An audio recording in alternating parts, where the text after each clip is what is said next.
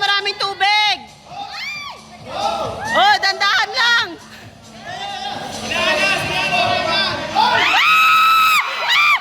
Golang! Higa ka lang! Ibasa mo! Higa! Ibasa!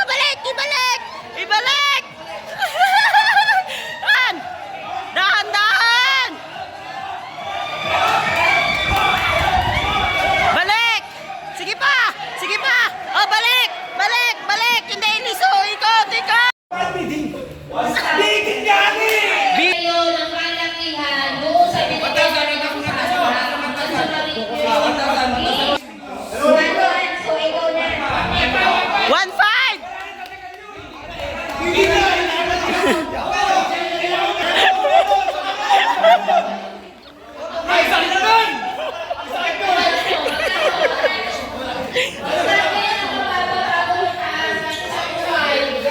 Private resort ba ang hanap nyo na kung saan ay merong may malawak na parking at kung meron kayong pa-mini event ay saktong-sakto dito. May malawak na place, meron kayo ditong maliit na stage at maraming upuan. At kung gusto nyo rin dito na magluto ay huwag kayong mag-alala. Kasama ito sa inyong binayaran. Meron sila ditong gasol, sabihin nyo lang dito sa caretaker na kayo ay magluluto. Meron silang ref at ang kagandahan dito ay merong lamesa, lababo at cabinet kaya hindi na kayo mahihirapan. At kung meron kayong dalang pang ihaw ay perfect dito. Meron silang ihawan kaya wag na kayo mag-alala at wag na problema. At ito na nga ang kanilang pool. Sobrang ganda dito mga kapalangga. Sobrang linaw at ang kagandahan dito ay malinis. May kasama na rin palang room ang aming binayaran. Hindi na ako pumunta doon at hindi na ako nakapag-record. Pero kung gusto nyo makita yung room ay meron akong link dito sa baba na kung saan ay pinakita ko siya sa unang vlog ko. Yes, tama nga po kayo. Ay meron na po akong naunang vlog dito dahil nung nakaraang taon ay dito rin kami nag-swimming. Sobrang ganda dito mga kapalangga. Perfect ito sa inyong company outing, sa family outing at maraming pang iba. Meron din silang shower room na kung saan ay perfect sa inyo kapag kayo ay marami. At ito na nga ang pangalawang beses namin dito sa resort na ito. Ibig sabihin ay nagandahan kami dito dahil sa unang pagpunta namin kung hindi kami satisfied ay hindi na kami babalik dito. At ito na nga rin ang pangatlong beses ko na mag-company outing sa kumpanya na ito. Kaya mga kapalangga, sa video na ito ay ako inyong samahan para tapusin at panoorin ang vlog na ito. Sana mag-enjoy kayo at sana ay makapunta rin kayo sa resort na ito. At huwag niyong kalimutan na ako inyong i-follow, i-subscribe, i-like at pa-share na rin ang video na ito. Hi mga kapalangga, ngayon nga ay araw ng Sabado. Ngayon ang araw na kami ay magsiswimming or company outing. Yung init ay hindi ko matansya. Sobrang sakit talaga siya sa balat. Dito, pagdating sa office, ako'y muna'y nagtrabaho. Para naman ay maiwasan ko na ako'y matambakan pagdating ng Monday. Sobrang busy nga dito si Joey kasi nga siya yung mag-aayos ng aming decoration doon sa aming outing. Halatang merong budget kasi nga talagang ginastusan. At dahil nga alas 5 na, ay naisipan na namin pumunta doon sa may resort para naman makapag-ayos at makapaghanda. Isa nga rin ito sa aking nilulook up kasi nga hindi lahat ng kumpanya ay merong company outing. Wala kayo sa office namin, merong pa elevator. Pero wag kayo dyan, bawal tao, kaya mga kagamitan lang ang pwede. Kunwari, tumutulong, pero dahil nga vlog natin, ay tayo ay magpanggap. Bali, nag-arkila na nga rin dito sila ng jeep na aming masasakyan para maikarga na ang aming mga gamit na dala. Pati lahat kami ay sabay-sabay na rin. Ang resort na ito ay nasa pasukan pa, kaya kung sa inyo na hindi nyo kabisado, ay mag-Google Map na lang kayo. Ang resort na ito ay nandito lang siya malapit sa may Sapote. At ito ang complete address sa may 3.6 Resort and Venue, number 175 Ilang-Ilang Street, Ligas 3, Bacoor, Cavite. Pagdating naman sa parking, kapag meron kayong dalang maraming sasakyan, ay hindi na kayo mamumroblema. Kasi nga ba naman, ang kanilang parking area ay sobrang lawak na. At kung kayo ay merong team building o di kaya naman pa event, ay perfect ito para sa inyo. Malaki ang area at hindi kayo dito magka-crowded. Maraming upuan at lamesa sila para naman ay hindi kayo mahaselan. Meron silang maliit na stage dito na kung saan ay pwede nyong ilagay inyong mga pagkain at mga pa-decoration. Meron din silang kitchen area na kung saan ay pwede kayo magluto. May kasama na rin siyang gasol sa inyong binayaran. Meron silang refrigerator, meron dito silang lababo at mga cabinet, kaya hindi kayo mahirapan kapag kayo ay magluto. At meron dito silang ihawan, kaya kung gusto nyo mag-ihaw ay no problem na din. Meron din pala sila ditong shower area at may dalawang bathroom na rin for girls tsaka for boys. At dito nga mga kapalangga ay pinapasok na rin yung jeep at ibinaba na rin yung mga dala naming mga gamit. At pagkababa ay pinasok ko na dito yung mga soft drinks para mamaya ay malamig na at masarap inumin. Pati na itong mga pagkain na ito na gagawin naming sangyup. Grabe, may pabir pa talaga. Halata naman talagang pinag-isipan at talagang binadgetan. Paano ba naman na hindi ako mag-e-enjoy dito? Apple pa naman ba ang flavor ng kanilang beer? At dahil dito ay isa ito sa akin naging paborito. Nigurado na ako'y magti-take out. O diba, napakarami naming inumin, talagang binadgetan at hindi tinipid. At sila naman dito ay naging busy para mag-decorate. At dito ay iniisipan nila kung paano nila ididikit itong patarpaulin o di kaya pa-decoration sa aming company outing. Sobrang natutuwa na talaga ako kasi nga ba naman ay meron silang pa-seaweeds. Isa ito sa pinaka-paborito kong pagkain. At syempre, gaya din nakaraang taon ay meron din kami mga prutas gaya ng mangga, singkamas, at watermelon. Hindi pa nga nag-umpisa yung swimming. Dito nga ay amin ang inunahan. Habang kami ay busy sa pagbabalat ng mga prutas, sila naman dito ay busy sa paglalagay ng pa-decoration. At ito na nga ang pinakahinihintay. Binuksan na nga ni Kuya yung pailaw dito sa may pool. Sobrang ganda, diba? May kasama nga pala itong room, pero hindi na ako nakapunta doon at hindi na ako nakapag-video kasi nga ay meron na akong nagawang video dito nung unang pag-swimming namin dito.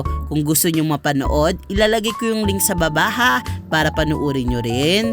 Talaga ba namang Instagrammable yung venue? Sobrang ganda at napakalinis pa. May pang adult at meron din pang kids pool. Kaya din ng nakaraang taon ay meron din palang palitsyon. Ito din ang isa sa pinaka-inihintay ko. Sobrang sarap nito mga kapalangga. Yung balat ay napaka-crunchy.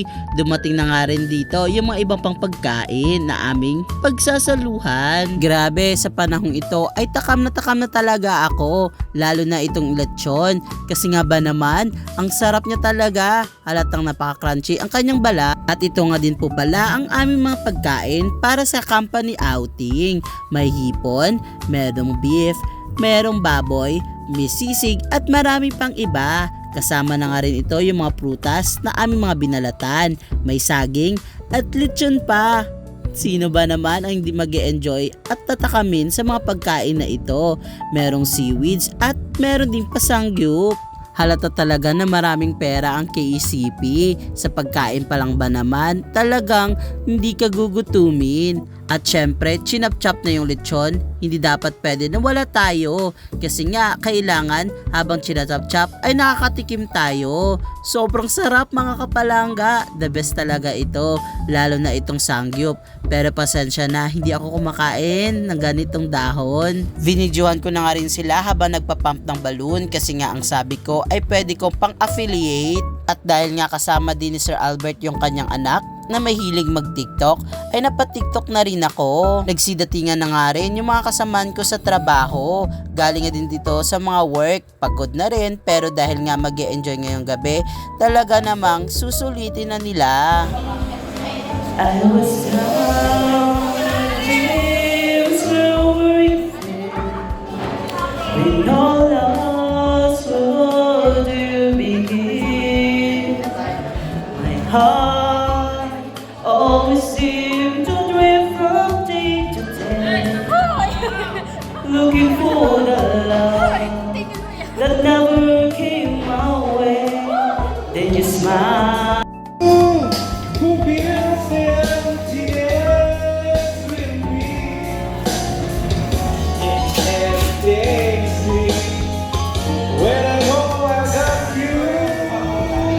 syempre, di tayo papayag na hindi tayo makakanta. May videoke ba naman silang dala? Dito ay nagsidatingan na nga yung iba namin mga kasamahan. Katulad ni Ma'am Flor, ni Raylene, ni Angelica. Sila ay magkaka-team sa trabaho.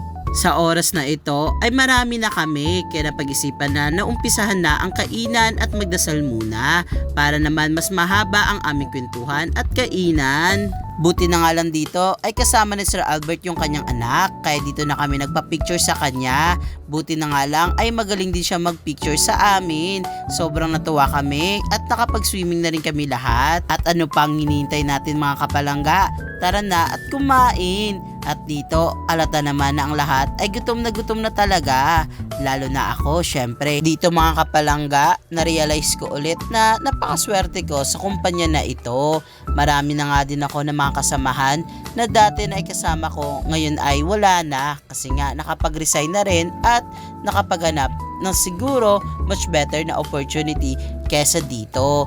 Pero yun nga ang sabi ko, hindi ko alam kung hanggang kailan ako dito. Kaya nga, dahil habang andito pa tayo, ay enjoy muna natin to habang masaya pa tayo at kumikita kahit papano. Ito nga din po pala si Sir Mar, isa sa pinakamaganda at pinakamayaman sa KECP. Grabe mga kapalangga, halatang hindi gutom, diba? Kasi nga ba naman anong oras na nito? Kaya syempre gutom na ako at isa pa ay hindi ako nanangalian kasi nga ang sabi ko ay babawiin ko dito. Mahilig akong kumain ng sangyup pero hindi ako mahilig kumain ng may dahon. Ewan ko ba kung bakit, pero dahil nga merong kimchi ay sinubukan ko na. Paborito ko kasi yung kimchi. At dahil nga tapos na lahat kumain ay inayos na namin ang upuan kasi nga ay magsisimula na kami mag team building. At dito nga din mga kapalangga ay binuksan ko na yung beer kasi nga sa sobrang sarap nito at sobrang lamig pa. Kasama ko na dito si Christian, siya nga ang ka-team ko dito sa palaro para sa team building. Dahan-dahan lang! Dahan-dahan lang! Dahan-dahan lang!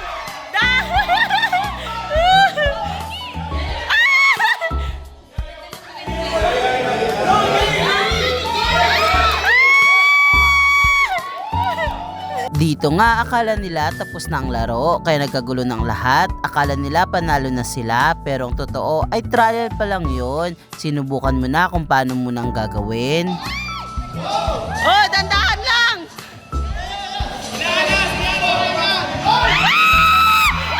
Golan! Ika ka lang! Ipasa mo! Ipasa! Ibalik!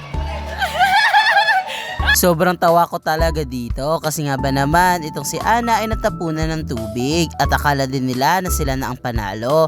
Pero sa huli ay kami pa rin ang panalo kasi nga base sa tubig na natira. Sa kanila kasi konti na lang ang tubig na natira pero sa amin ay kompleto pa at yung tubig ay marami pa. Dandahan! Dahan-dahan! Balik! Sige pa! Oh, balik! Hindi, liso! Ikot! Sa larong to ay hindi na sumali ang team ko kasi nga panalo na kami doon sa may tubig na hindi pwedeng matapon o di kaya naman ay pinakamaraming pang tubig na natira. At dito sa larong to ang nanalo ay ang grupo ni na Raylene kasi nga madaya itong kabila, lumalagpas na ang kanilang mga paa. At para naman sa game 3, ito ang tinatawag ni na Ma'am Sandra na team building.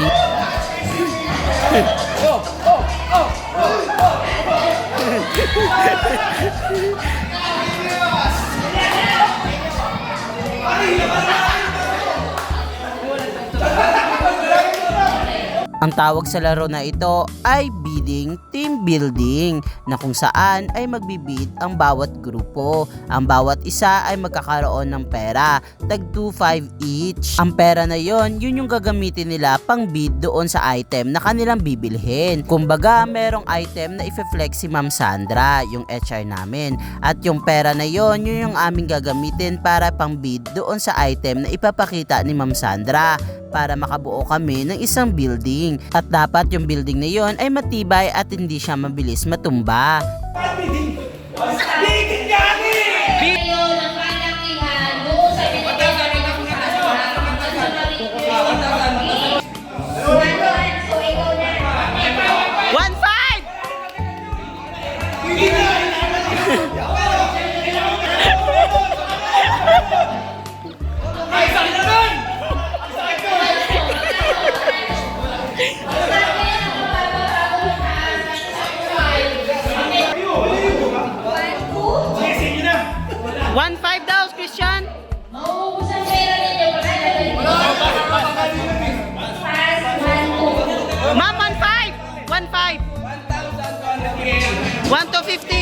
1 to 50. Tapos pakawali sa kanila.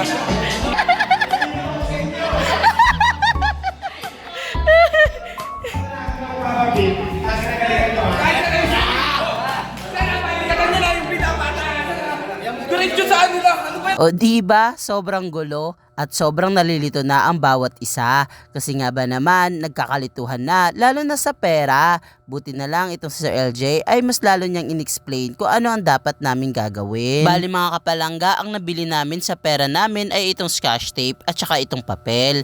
Kailangan matibay siya at hindi siya mabilis matumba. Para naman kami na ang mananalo at dapat ay meron kami natirang pera. Para naman ibig sabihin ay tinipid namin ang pera at naibudget siya namin ng tama. At ito na nga mga kapalangga ang final judgment kung sino talaga ang nanalo sa aming team building. Nakakatawa talaga itong stick na ginawang building. Grabe, kahit ako naman siguro yung mag-judge dyan, sobrang hirap na hirap ako mamili kung sino talaga ang mananalo. Kita naman talaga kung sino, di ba? Hindi ka kasama.